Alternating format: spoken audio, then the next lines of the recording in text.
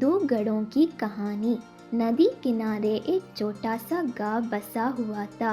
नदी गांव के लोगों के लिए पानी का प्रमुख स्रोत थी। लेकिन जब बरसात के मौसम आया और गांव में कई दिनों तक घनघोर बारिश हुई तो नदी में बाढ़ गई। बाढ़ का पानी पूरे गांव में भर गया। मकान पानी में डूब गए। लोगों को सुरक्षित स्थानों पर बांटना पड़ा। बाढ़ की पानी में लोगों की घरों की कई चीज़ें बहने लगी। उनमें दो घड़े भी थे। एक पीतल का घड़ा था और एक मिट्टी का। दोनों ही घड़े पानी में खुद को बचाने का प्रयत्न कर रहे थे।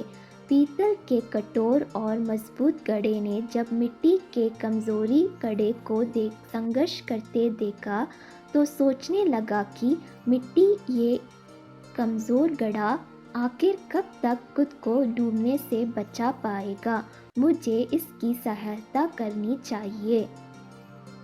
उसने मिट्टी के घड़े से कहा, मित्र सुनो, तुम मिट्टी के बने हुए हो और बहुत कमज़ोर हो। बाढ़ के इस पानी से तुम अधिक दूर तक नहीं जा पाओगे और डूब जाओगे। मेरी बात मानो और मेरी साथ रहो। मैं तुम्हें डूबने से बचा लूँगा। मिट्टी के घड़े ने पीतल के घड़े को देखा और उत्तर दिया, मित्र, तुम्हारी सहायता के प्रस्ताव के लिए धन्यवाद, लेकिन मेरा तुम्हारे आसपास रहना मेरे सलामती के लिए उचित नहीं है। तुम ठहरे पीतल के बने हुए घड़े और मैं मिट्टी का घड़ा। तुम बहुत कठोर और मजबूत हो। अगर तुम मुझसे टकरा गए तो मैं तो चकनाचूर हो जाऊंगा। इसलिए तुमसे दूर रहना में ही मेरी भलाई है। मैं स्वयं ही खुद को बचाने का प्रयास करता हूँ। भगवान ने चाहा तो किसी तरह किनारे तक पहुँची जाऊंगा।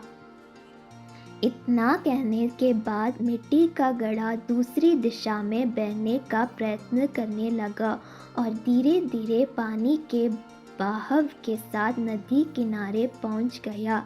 वही दूसरी ओर पीतल का भारी घड़ा भी प्रयत्न करता रहा, लेकिन नदी के पानी के तेज बहाव से खुद को संभाल नहीं पाया। उसमें पानी भर गया और वह डूब गया। सीख, विपरीत गुणों में अपेक्षा एक समान गुण वाले अच्छी मित्रता कायम कर पाते हैं।